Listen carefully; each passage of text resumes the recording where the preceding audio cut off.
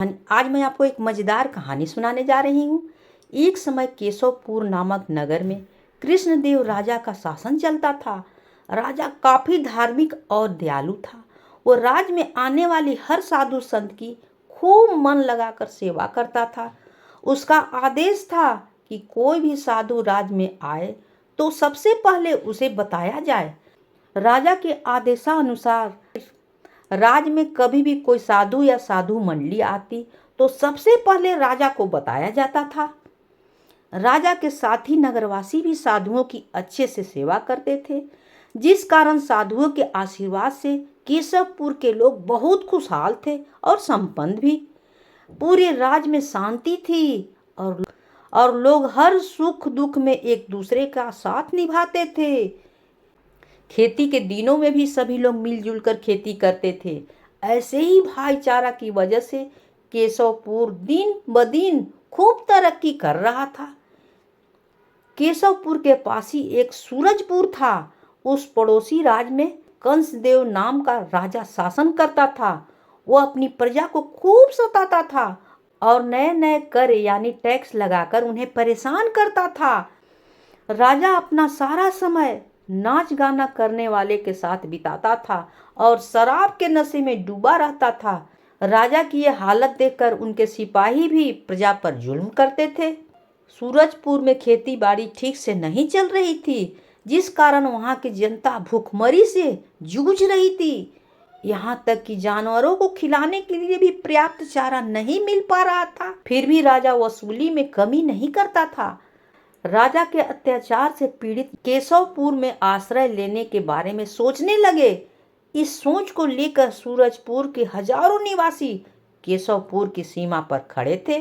सूरजपुर की जनता के सीमा के पास खड़े होने की सूचना सिपाहियों ने राजा कृष्णदेव राय को दे दी।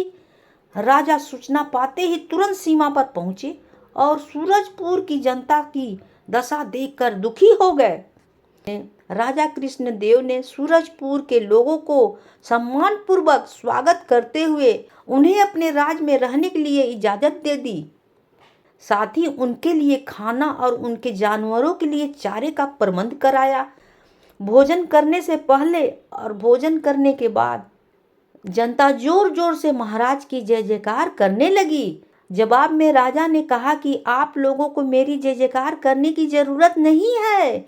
मेरे पास जो भी है वो भगवान का दिया हुआ है, इसलिए जो भी मैंने दिया है उसके लिए जय जयकार करने के हकदार भगवान हैं, मैं नहीं। ऐसे में आप सभी मेरी जगह भगवान की जय जयकार करें, क्योंकि वही हम सबका पालनहार है। कुछ दिन के बाद सूरजपुर की बची हुई जनता भी केशवपुर की तरफ पलायन करने लगी और धीरे धीरे सूरजपुर के ज्यादातर लोग केशवपुर में बस गए। देखते ही देखते पूरा राज खाली हो गया और राजा कंसदेव और उसके सिपाही नगर में रहने लगे। भूखमरी के कारण पशु पक्षी मरने लगे और उनकी लाशें नगर में सड़ने लगी। इसी के चलते पूरे सूरजपुर में बीमारी फैल गई।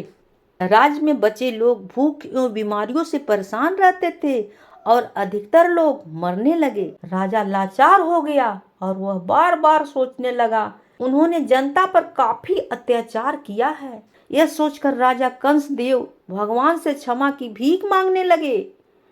कुछ दिन बीतने के बाद राजा कृष्णदेव के राज में साधुओं की टोली पहुंची, जिनकी सूचना राजा को सिपाहियों ने तुरंत दे दी।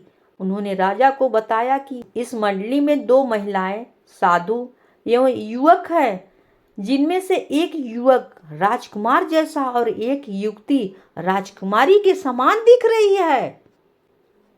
राजा यह सुनते ही सब काम छोड़कर तुरंत सीमा पर पहुंचे और उन सभी को सम्मान के साथ राजमहल में ले आए। राजा ने उन सभी की खूब सेवा की। केशवपुर का हर नागरिक खुश था और जहां से वह गुजर रहे थे वहां राजा की जय जयकार होने लगी। सभी प्रजावासियों ने राजा एवं साधुओं को फूल माला से सम्मानित किया।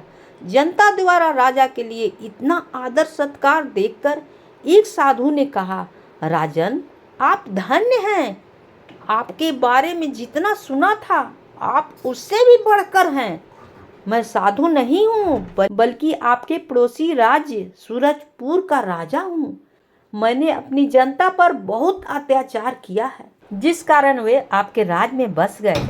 मेरे अत्याचार के चलते पूरे राज्य में भूखमरी एवं बीमारी बढ़ गई, जिसकी शिकार मेरी बेटी हो गई। अब मैं अपनी पापों को धोने के लिए भगवान की भक्ति करने लगा हूँ, जिस कारण से वे वैराग जीवन जी रहे हैं। हम अब सब कुछ छोड़कर तीर्थ के लिए निकलने वाले थे, लेकिन तीर्थ पर जाने से पहले आपकी प्रजा का हाल देखने की चाहत हुई। अब मैं अपनी प्रजा को खुश देखकर संतुष्ट हो गया हूँ।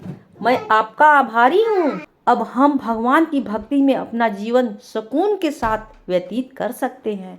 कंसदेव की बातें सुनकर राजा ने उन्हें गले लगा लिया। कृष्णदेव की बातें सुनकर कंसदेव की बातें सुनकर राजा ने उन्हें गले लगा लिया और कहा कि आप धन्य हैं। राजा कृष्णदेव की बातें सुनकर कंसदेव की आंखों में आंसू आ गए और मुंह से एक शब्द भी नहीं निकला। कहानी होती है समाप्त।